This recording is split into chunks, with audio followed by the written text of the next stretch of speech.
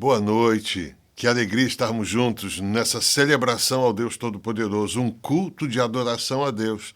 Nós temos o prazer de ter você conosco aqui. Que bênção, que a sua família esteja em paz e que possamos celebrar ao Senhor nessa noite. Então se prepare, nós vamos iniciar orando. Então recline a sua cabeça onde você estiver para agradecermos a Deus.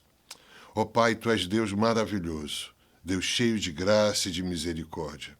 Sabemos, ó Pai, que Tu és Deus soberano também, poderoso em tudo aquilo que Tu fazes. Tu não perdeste o controle de nada. Por isso, nessa noite, podemos adorar o Teu nome, Te bendizer, porque sabemos ao Deus ao qual servimos. Ó Deus, e que nessa noite aspira nos céus, ó Pai, a adoração que vamos levantar diante de Ti. Busca, Senhor amado, em nós, ó Pai, o nosso melhor, para que possamos, ó Deus, retribuir a Ti toda a Tua bondade para conosco. Cuida de tudo que vai acontecer, desde os momentos iniciais de adoração, ó Deus, a cada um dos momentos do culto de adoração ao Teu nome, até, Senhor, o culminar da palavra. Que seja, ó Deus, um agir poderoso do Teu nome sobre as nossas vidas, nos trazendo a realidade daquilo que precisamos mudar, para que o Teu nome seja glorificado e Cristo seja formado em nós, para a nossa esperança, para a nossa vida, para louvor do Teu nome. É o que nós lhe pedimos em nome de Jesus. Amém. No início eras a palavra, com Deus o Altíssimo,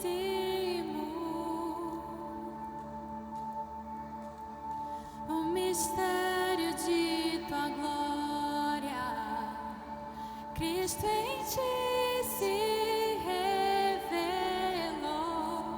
Oh, quão lindo esse nome é! Oh, quão lindo esse nome é, o nome de Jesus, meu Rei. Oh, quão lindo esse nome é, maior que tudo Ele é. Oh, quão lindo esse nome é, o nome de Jesus.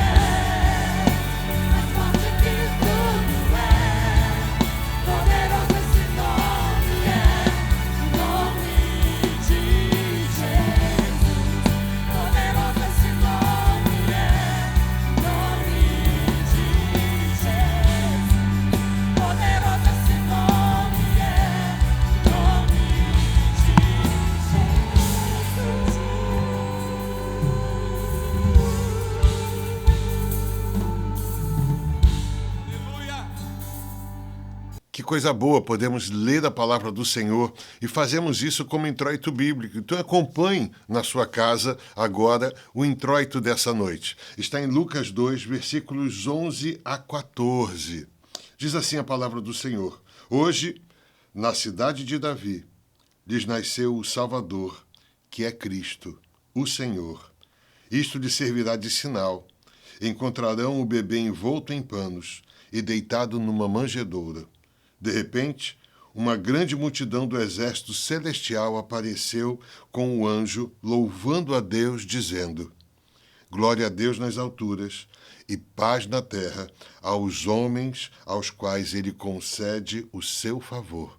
Que Deus o abençoe por entender aquilo que foi lido, para que você entenda e louve a Deus com mais intensidade ainda. Que Deus o abençoe.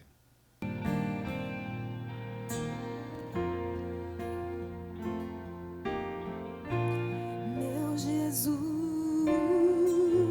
Salvador, outro igual não há.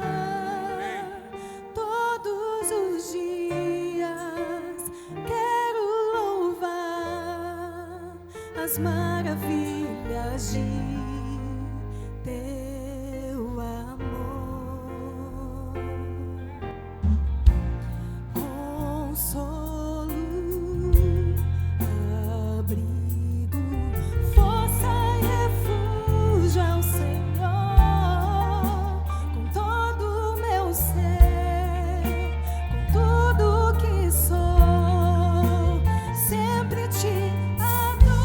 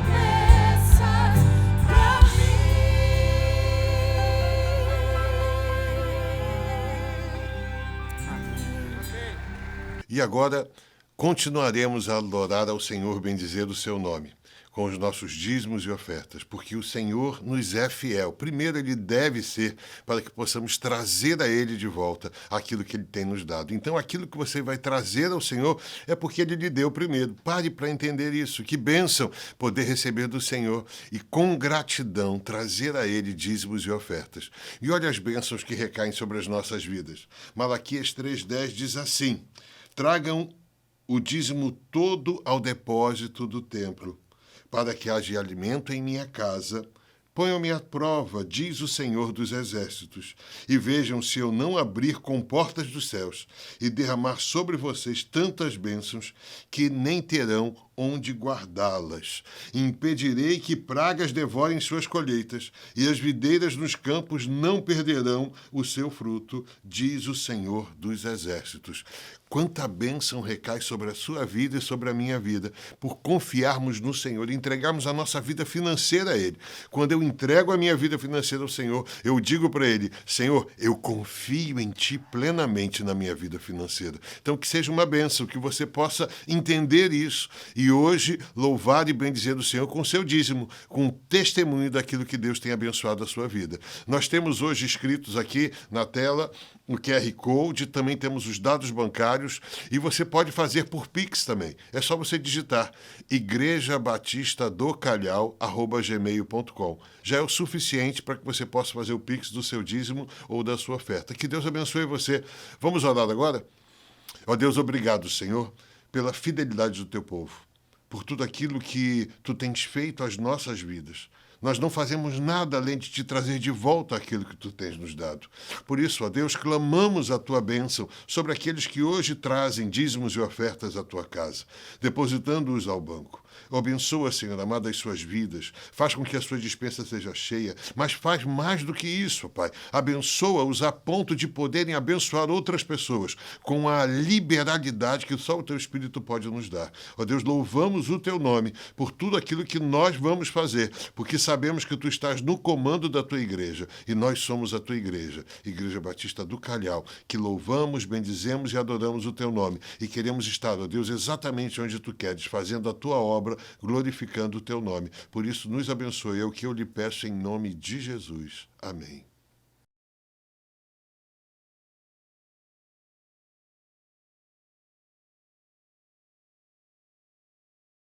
Orar é derramar o coração e a alma de modo sincero, consciente e afetuoso diante de Deus por meio de Cristo, no poder e ajuda do Espírito. Essas coisas dependem de tal modo uma das outras que é impossível que haja oração sem que todas elas cooperem, por mais excelente que seja o nosso discurso. John Bunyan, grande teólogo, escritor daquele livro best-seller, Peregrino, falou sobre isso. E esse momento do nosso culto, que é o momento de oração, e oração é uma mola motriz da Igreja do Senhor Jesus. E nós gostaríamos parar um pouco para fazer esse momento.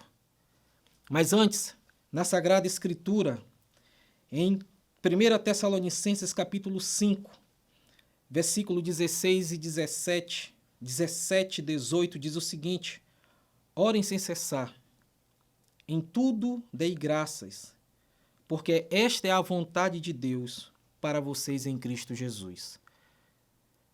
Paulo já vem advertindo a igreja de Tessalônica sobre isso. Orem sem cessar. E graças a Deus que a nossa igreja está numa caminhada de oração. E nós temos alguns pedidos e agradecimentos também. Pedir para aqueles nossos irmãos que estão internados, não somente os daqui da nossa igreja, mas também aqueles de outras denominações, nossos amigos, nossos vizinhos, a quem você conhece que está internado. Temos também aqueles nossos amigos, irmãos, que receberam alta, estão em recuperação. Também nós devemos estar orando por eles. E também nós temos aqueles nossos amigos, familiares que estão enlutados. São pessoas que precisam de nossas orações. Então eu te convoco nesse momento, você aí na sua casa, que você possa estar curvando a sua cabeça. E nós vamos estar colocando diante do Senhor essas vidas. E conforme a vontade soberana de Deus, Ele possa estar realizando aquilo que apraz. Vamos orar? Pai eterno, aqui nós estamos como igreja para te agradecer, Senhor, pelo que o Senhor tem feito em nosso meio. A tua vontade é perfeita, é agradável, é boa. Porque, Senhor, nós sabemos que o Senhor governa todas as coisas. Aqui, Senhor, nós colocamos diante do Senhor a vida daqueles nossos irmãos em Cristo, nossos amigos, nossos vizinhos, aquelas pessoas que apenas conhecemos, que nesse momento está carecendo, ó Pai, de um toque do Senhor. Ó Deus, Tu sabes o que essas pessoas estão passando ali, ó Pai, internadas. Lembrando, ó Pai, da nossa querida irmã Deise. Ó Senhor, faça um milagre. Nós cremos num Deus de milagre. Assim também de quantos outros que estão também carecendo de um milagre. Ó Deus, também intercedemos e agradecemos ao Senhor, como a Tua palavra diz que nós devemos dar graças, por aqueles nossos irmãos, amigos, conhecidos, que por alguma situação de internação, mas estão em casa nesse momento em recuperação. Ó Deus, revigora as suas forças, restaura a sua saúde. Rogamos, Senhor, pelos familiares, ó Deus, de tantas pessoas que partiram. Ó Senhor, só o Teu Espírito, só o Espírito Santo do Senhor possa estar consolando os corações, restaurando os sentimentos, cuidando das famílias. Esteja também, ó Pai, com a nossa igreja, que cada vez mais possamos estar fortalecidos em Ti e que todo o nosso caminhar seja com um foco em Cristo Jesus. Te louvamos no santo nome de Jesus Cristo. Amém.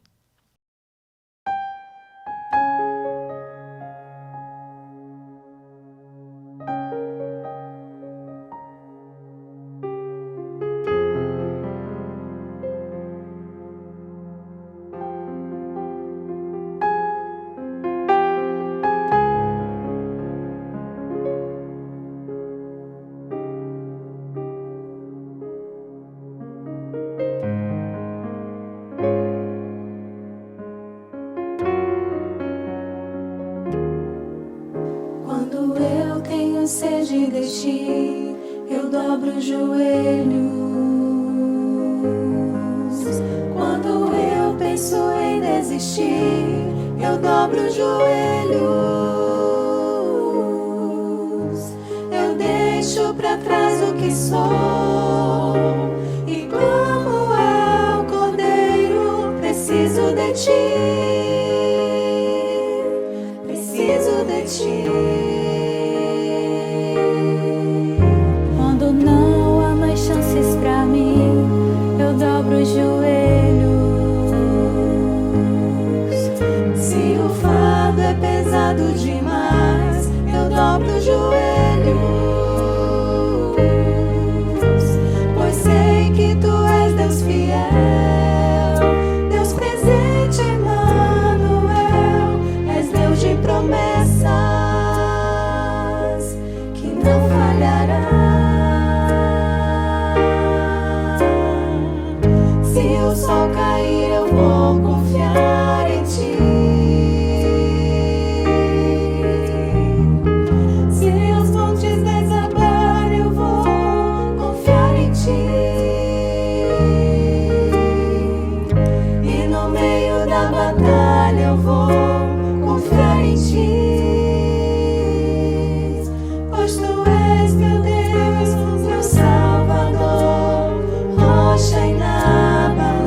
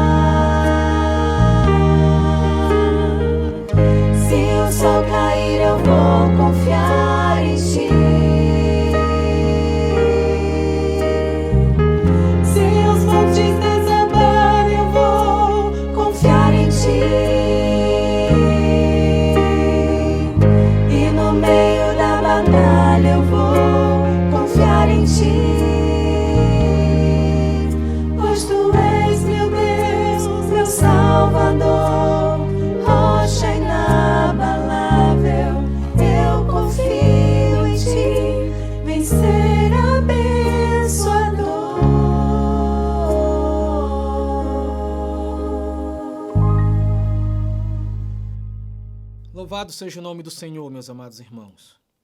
Nesse momento nós vamos parar um pouco para refletir sobre a Sagrada Escritura, naquilo que o Senhor irá falar conosco nessa noite.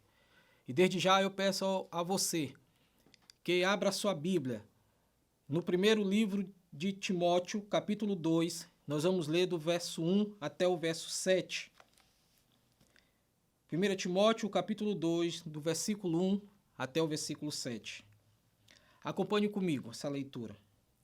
Antes de tudo, peço que se façam súplicas, orações, intercessões e ações de graças em favor de todas as pessoas. Orem em favor dos reis e de todos que exercem autoridades, para que vivamos vida mansa e tranquila, com toda piedade e respeito. Isto é bom e aceitável diante de Deus, nosso Salvador, que deseja que todos sejam salvos e cheguem ao pleno conhecimento da verdade. Porque há um só Deus e um só mediador entre Deus e a humanidade, Cristo Jesus, homem, que deu a si mesmo por resgate por todos, testemunho que se deve dar em tempos oportunos. Para isto fui designado pregador e apóstolo, afirmo a verdade, não minto, mestre dos gentios na fé e na verdade. Amém. Vamos orar? Senhor, muito obrigado pela tua sagrada escritura, obrigado porque ela foi inspirada por homens fiéis e obrigado porque ela chegou em nossas mãos. E nós temos, ó Pai, a liberdade de estudá-la, de compreendê-la e também, ó Pai, ser confrontado por ela. Agora, ó Pai, nesse momento peço que o Senhor possa estar escondendo o teu servo atrás da tua cruz. E fala aos corações dos nossos irmãos que estão, ó Pai, em seus lares e que possam, ó Pai, compreender aquilo que o Senhor irá falar nos seus corações. Em Cristo Jesus. Amém. Meus amados irmãos, nós estamos trilhando um caminho já de algumas semanas e esse caminho tem sido muito satisfeito para mim, particularmente. Porque acendeu no meu coração uma chama que, posso dizer, e não sou hipócrita, que estava bem pequena. Mas eu louvo ao Senhor, porque Ele, conforme a sua vontade, Ele faz coisas incríveis nas nossas vidas. E justamente nós vamos estar refletindo hoje sobre vida de oração. E o tema da nossa reflexão dessa noite é muito sugestiva, que diz que a oração ela é como uma vida para a igreja. Ela traz vida à igreja. Eu tenho certeza que você também tem sido tocado pelo Senhor nesses dias para orar. Eu creio que a igreja do Senhor Jesus tem passado por um momento tão bom porque tem dobrado os seus joelhos em oração. E isso, quando o faz, move os céus. E nós podemos observar como tem Deus respondido às nossas orações, como Deus tem ouvido o seu povo e como Deus tem feito a sua vontade, que muitas vezes entra em conflito com a nossa, mas nós somos obedientes porque nós somos os seus servos. E essa parte desse texto de Timóteo, onde Paulo está falando para o seu filho na fé, para trabalhar na igreja de Éfeso justamente sobre isso, sobre vida de oração. Nós podemos dizer que a ideia central dessa sessão, onde Paulo está falando com Timóteo, ele quer dizer que o dever de Timóteo é garantir que a vida da igreja seja marcada pela oração. Oh, irmãos, como é bom se toda a igreja tivesse esse hábito de oração, esse desejo, essa alegria de estar buscando a Deus em oração. Então Paulo fala para o seu filho que ele deveria garantir essa vida na igreja. E a oração traz vida para a igreja. O foco não está nos temas de direito eclesiásticos, mas de culto a Deus. A limpeza dos graves danos que causam destruição na igreja somente pode ser conseguida através de juízo e graça, mediante humilhação, arrependimento e rendição gerados por Deus. Ora, nossa primeira e fundamental atitude perante Deus e o mundo é oração. Nela a igreja rompe e supera tudo o que é compreensão e influência meramente circunstanciais sobre o mundo. Uma vez que a vida de oração se reveste da maior relevância, deve caber-lhe também um lugar correspondente e a maior atenção. Não quando os cristãos se acaloram em batalhas verbais, mas quando se unem para orar e chegam ao alvo final do mandamento, que é o amor a partir de um coração puro. Oração evangelística fervorosa não é apenas nosso dever espiritual, mas é também um exercício de compromisso espiritual. Tudo, porém, seja feito com decência e ordem, já falava Paulo em 1 Coríntios 14, versículo 40. Esse é um princípio básico para a gestão do ministério da igreja. Ao que parece, o jovem Timóteo, pastor, onde Paulo, seu filho na fé, seu discípulo, estava tendo muita dificuldade de aplicar esses princípios nas congregações em Éfeso. Os cultos públicos perdiam a disciplina e a eficácia, pois tanto os homens quanto as mulheres que faziam parte dessas igrejas estavam desobedecendo à vontade de Deus. Foi por isso que Paulo chama o seu filho na fé, Timóteo, para estar dando instrução sobre uma vida de oração dentro da igreja. Para a estrutura do texto que nós lemos, para que seja aplicado dentro dessa reflexão, nós dividimos esse texto, essa sessão, em 3 partes. A primeira parte nós vamos ver sobre a oração pública deveria incluir petição geral promovendo piedade, versículo 1 e 2. A segunda parte nós vamos observar que a oração pública deveria ser movida com os propósitos salvíficos, baseado na obra redentora de Cristo, versículo 3 ao versículo 6. E a última parte nós vamos refletir um pouco sobre a oração pública está, portanto, de acordo com a missão. Então nós vamos estar refletindo um pouco sobre a primeira parte, versículo 1 e o versículo 2. Leia e acompanhe aquilo que nós vamos ler. Paulo chega e diz a seu filho na fé, Timóteo: antes de tudo, peço que se faça súplicas, orações, intercessões, ações de graças em favor de todas as pessoas. Orem em favor dos reis e todos que exercem autoridades, para que vivamos de vida mansa e tranquila, com toda piedade e respeito. Charles Spurgeon nos adverte o seguinte: um ganhador de almas deve ser um mestre na arte de orar. Um ganhador de almas deve ser aquele que seja um mestre na arte de orar. Nós vamos observar dentro dessa primeira parte, desses 2 versículos, algumas expressões que Paulo tratou com seu filho na fé, e nós vamos entender o que ele queria dizer. A primeira parte ele começa falando sobre antes de tudo.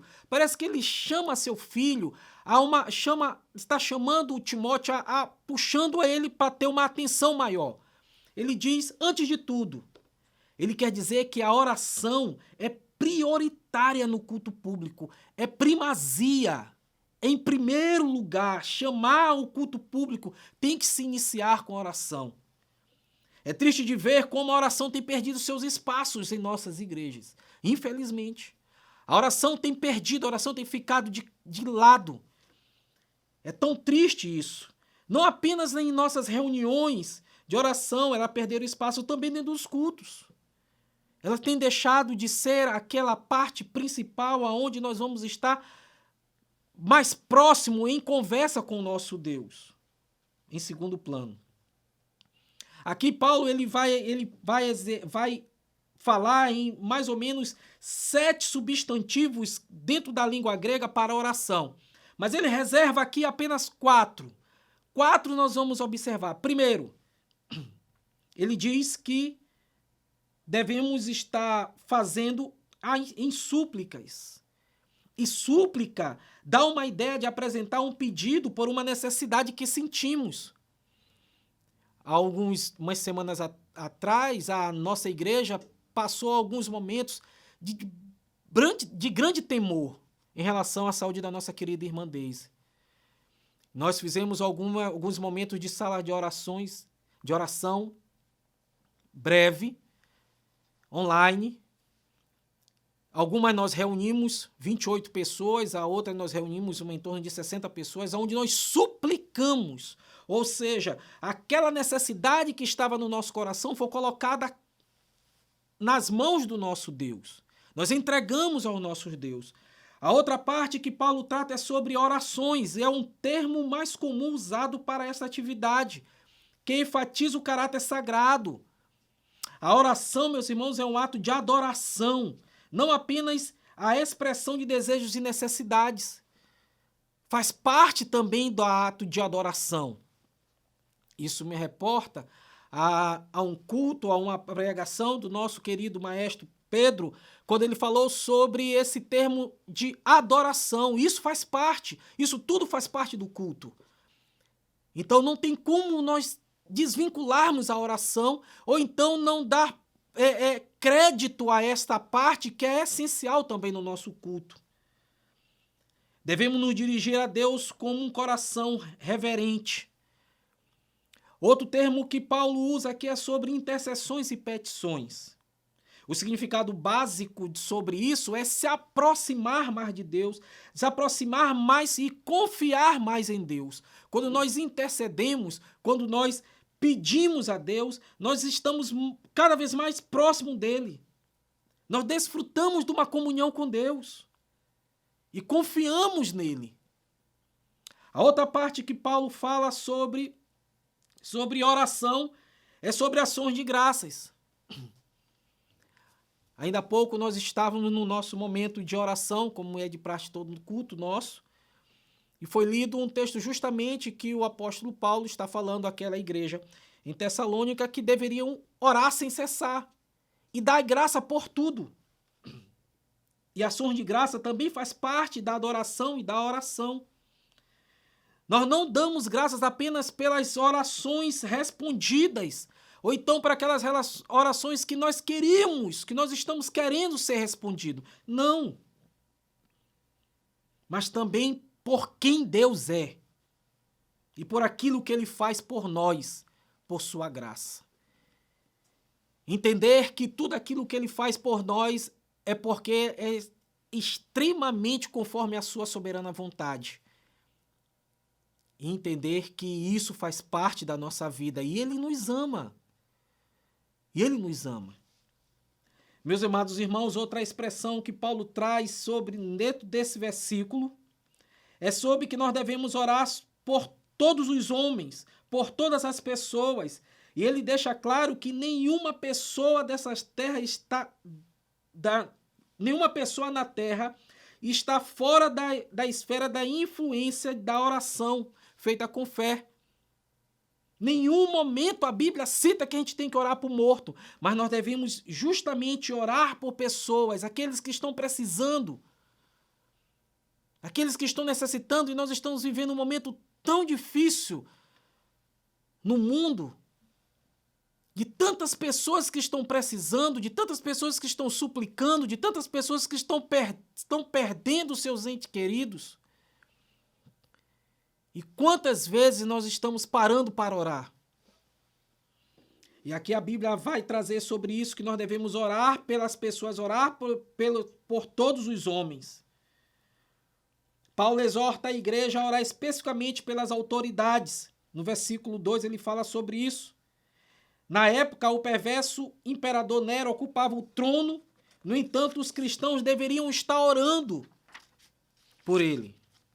A igreja primitiva era o alvo constante de oposição e perseguição, de modo que era sábio orar pelas autoridades. E falar sobre autoridade nos tempos de hoje traz à nossa mente sobre a política brasileira. E o que nós temos sofrido por causa da política, mas devemos orar por eles. Independente do que estamos vivendo, das notícias que presenciamos nessa semana, não devemos isentar de orar por essas pessoas e deixar que Deus fale aos seus corações, que Deus tome conta dos seus corações. Paulo não cita todas as pessoas pelas quais podemos e devemos orar, pois todos os homens é suficiente e abrangente. Não é possível orar por todas as pessoas do mundo, mencionando o nome dessas pessoas. Mas, em dúvida, nós podemos orar por aqueles que estão ao nosso redor. Até por quem você não conhece. O seu vizinho que você ainda não tem uma proximidade, você deve orar por ele. É isso que Paulo quer trazer e trouxe aqui para Timóteo, para aquelas igrejas ali onde ele tomava conta, que ele deveria orar por essas pessoas. Independentemente da posição que ele tinha, da proximidade que ele tinha com eles, do conhecimento que ele tinha, mas que eles tinham a responsabilidade de estar orando.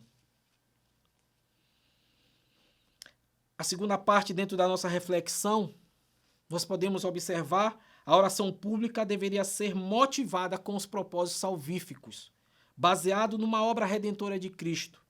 Do versículo 3 até o versículo 6 desse texto diz o seguinte: isto é bom e aceitável diante de Deus, nosso Salvador, que deseja que todos os homens sejam salvos e cheguem ao pleno conhecimento da verdade. Porque há um só Deus, um só mediador entre Deus e a humanidade, Cristo Jesus, homem. Alguns termos nós devemos também observar dentro dessa parte. E o primeiro que ele chega falando sobre que é bom. Isto é bom. E esse termo bom é uma palavra-chave das epístolas pastorais de Paulo. É um termo na língua original que enfatiza a ideia de algo intrinsecamente, ou seja, de algo profundo, um bom extremamente profundo. E quando Paulo inicia falando ao seu filho na fé, olha, isto é bom. Bom o quê? Aquilo que ele falou anteriormente, de estar orando, de estar intercedendo, de estar suplicando por todas as pessoas, orar pelas autoridades, sabendo que isso traz vida mansa e tranquila e traz piedade e respeito. E Paulo inicia dizendo nessa segunda parte que isso é bom, isso é aceitável, isso é excelente. São sinônimos que são desse adjetivo. E sem dúvida nenhuma, a oração é uma prática piedosa e acarreta diversos benefícios. Como é bom ter uma vida de oração. Eu tenho toda a convicção que você que está aí em casa, que está vivendo esse momento tão difícil, mas como igreja estamos desenvolvendo vários momentos de oração. Alguns irmãos orando dentro de um relógio de oração, outros irmãos em grupos de oração, outros irmãos naquele momento da oração das 23 horas, outros irmãos na vida diária de oração. E quantos estão sendo despertados a ter um hábito de orar? Isso é gratificante. Isso traz um benefício tamanho à nossa vida. Aí eu te faço uma pergunta dentro daquilo que nós observamos aqui. Qual é a vontade de Deus?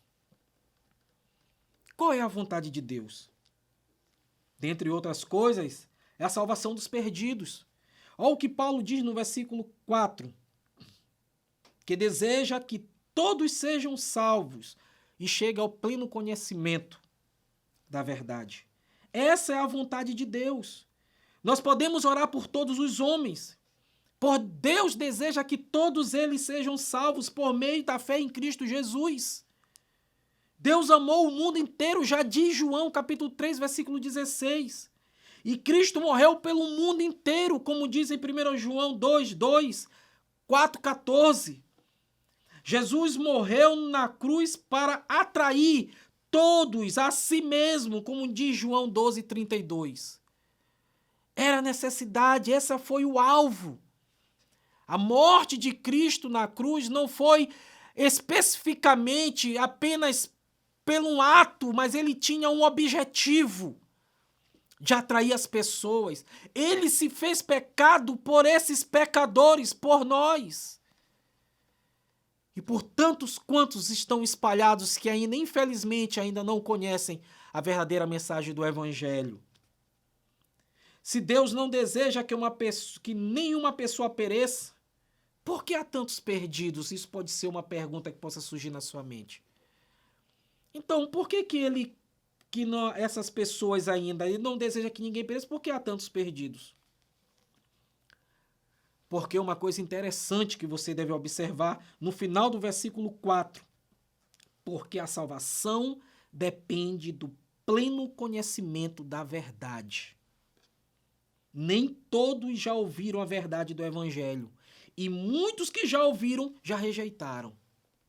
Não é possível explicar o mistério da soberania de Deus e da responsabilidade humana. Não tem como explicar isso. Existem as linhas teológicas dentro da soteriologia que se entram em conflito diariamente sobre esse ponto. Mas apenas Deus tem a resposta. Apenas a resposta vem dele. A nossa responsabilidade é de anunciar essa palavra da verdade. É de mostrar o caminho da verdade. E a salvação é do Senhor. A salvação vem do Senhor. Vem dele. E que por isso que não é possível explicar o mistério da soberania de Deus. Mas sabemos que ambas são ensinadas na palavra e estão de acordo com o plano maravilhoso de Deus para a salvação. Sabemos ainda que a salvação é parte importante do plano de Deus para alcançar o mundo inteiro. A transmissão do mundo inteiro. Esse momento que nós estamos agora. Você está aí na sua casa, ouvindo esta mensagem. Quantas pessoas vão parar um dia, não sabe se agora, ou amanhã, ou daqui a 1 ano, daqui a 2 anos, daqui a 10 anos. Mas essa mensagem ele ouvirá. A ferramenta que nós temos hoje em mãos, imagina você se o apóstolo Paulo naquela época tivesse uma ferramenta dessa. Se ele foi um grande, o maior pregador da palavra de Deus no seu tempo.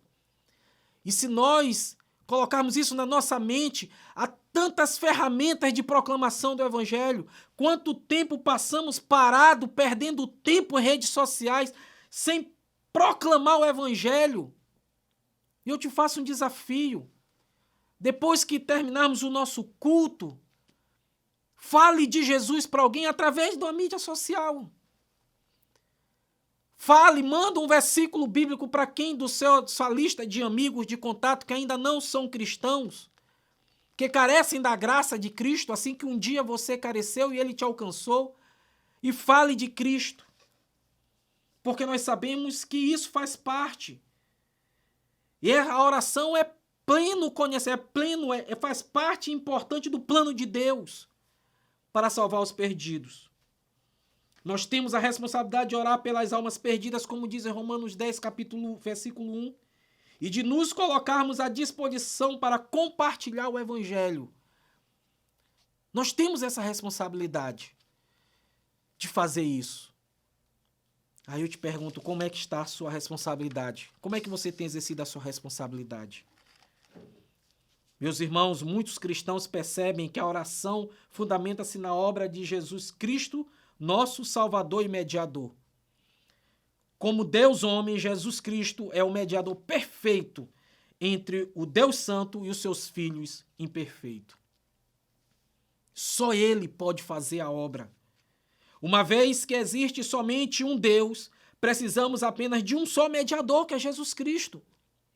Não se precisa de outro para chegar a Deus. O próprio Cristo diz que Ele é o caminho. Ele é a verdade, ele é a vida. E ele chega a dizer aqui, Paulo chega a colocar dizendo que ele é um mediador. Ele é o mediador. O versículo 5 diz porque há um só Deus e olha o numeral, um só mediador. Não existe outro que é Jesus Cristo. Nem outra pessoa é qualificada. Jesus Cristo é tanto Deus quanto homem, portanto pode ser o árbitro entre Deus e os homens, por meio de sua vida perfeita e de sua morte substitutiva. Ele cumpriu as exigências justas da lei santa de Deus. Ele foi resgate por todos. Ele foi o nosso resgate. Ele se deu por nós. Louvado seja o nome do Senhor. A última parte da nossa reflexão dessa noite vai trabalhar que a oração pública está, portanto, de acordo com a missão. E o apóstolo Paulo, ele se apresenta que ele foi designado pregador e apóstolo.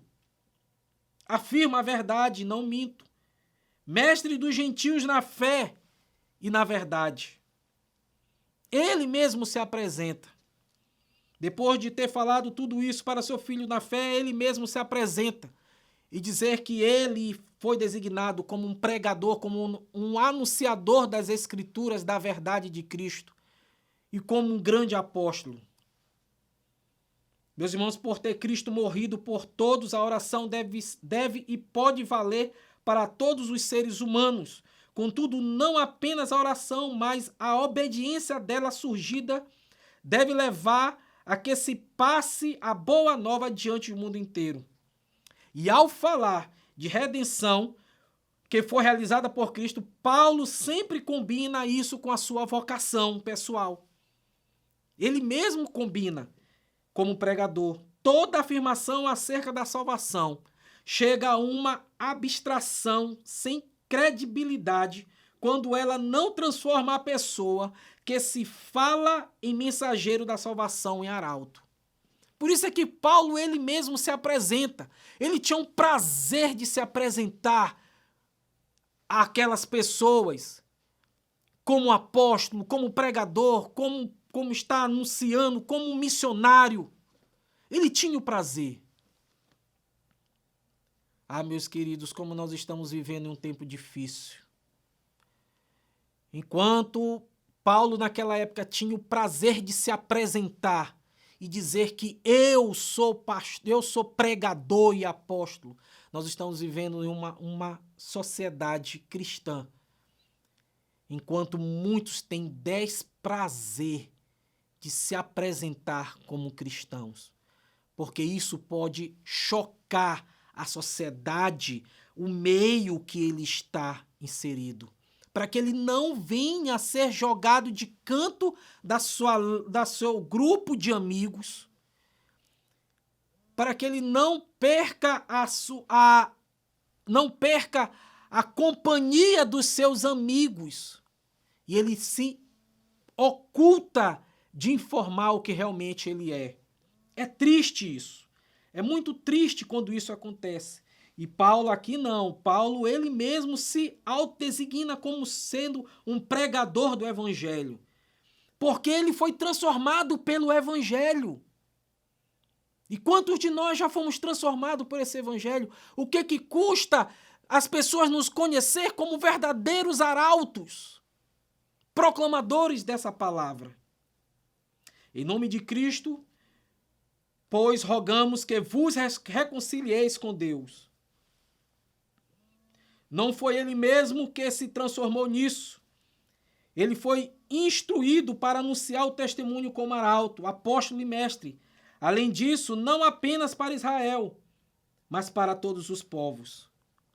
Meus amados irmãos, Deus chama e ordena mensageiros para levar o evangelho aos pecadores. E Paulo era um desses mensageiros. Ele era pregador, arauto do rei, apóstolo, um enviado com uma comissão especial e mestre. Mesmo Deus que determina o fim, a salvação dos perdidos, também determina os meios para alcançar esse fim. E a oração e a pregação da palavra são as ferramentas essenciais, primordiais para alcançar o perdido. Essa boa nova não é apenas para os judeus, mas também para os gentios. E se formos colocar, nós somos esse povo. E glória a Deus porque essa mensagem chegou até nós. Para a aplicação da nossa mensagem, nossa reflexão dessa noite, nós temos 3 partes. A primeira parte da nossa aplicação é se a base para a oração é a obra sacrificial de Jesus Cristo na cruz. A oração, meus queridos, é uma atividade extremamente importante na vida da igreja. Vou repetir. se a base para a oração é a obra sacrificial de Jesus Cristo na cruz, então essa oração, a oração é uma atividade extremamente importante na igreja. A segunda aplicação para os nossos corações sobre esse texto que nós acabamos de refletir é que deixar de orar é o mesmo que desprezar a cruz. Quando nós deixamos de orar, é como se a gente estivesse colocando a cruz, jogando a cruz no chão e virarmos as costas para a cruz. Orar apenas por si mesmo é negar o alcance mundial da cruz. Por isso que nós devemos orar por todos os homens. Orar por aqueles que nos cercam e suplicar que a graça os alcance. E a última parte da nossa aplicação é que devemos nos entregar a Deus a fim de ser parte desse plano mundial para alcançar os perdidos antes que seja tarde demais. Que possamos cravar essa mensagem dentro dos nossos corações, para que a gente possa realmente alcançar as pessoas, para que essa mensagem seja válida. Cumpra a tudo aquilo que você ouviu nessa noite. Tenha o hábito de orar. Ore pelas pessoas e proclame a sua palavra. Mas nunca deixe de se apresentar o que realmente você é. Um cristão, um arauto do rei. Vamos orar? Pai, te damos graças em Cristo, porque o Senhor fala aos nossos corações. Obrigado, Senhor, por esse momento todo que nós passamos para cultuar ao Senhor, mesmo que seja virtual, mas nós sabemos que o Senhor está presente no nosso meio. Ó Deus, cada vez mais esteja trabalhando com a tua igreja. Trabalha com aqueles que ainda não têm o Senhor como Senhor e Salvador das suas vidas. Ó Deus, que possamos criar da oração um hábito dentro dos nossos corações e que a igreja possa ser transformada cada vez mais, porque guerreiros e guerreiras irão se juntar a um grande exército e viver uma vida de oração. Isso traz vida para a igreja. Abençoa, Senhor, a vida de cada um de nós. Esteja com a nossa igreja. Abençoa o nosso casal pastoral, pastor Hamilton, irmã Deise, que está nesse momento tão difícil. Mas nós sabemos que o Senhor está no comando de todas as coisas. E louvamos o teu nome, porque tu és bom e a tua misericórdia dura para sempre. E que o amor de Deus, o nosso Pai, e a graça do Senhor Jesus Cristo e as consolações do teu Santo Espírito recaia sobre a tua igreja. Seja aqui, seja onde proclama o teu evangelho, na graça de Cristo Jesus. Amém.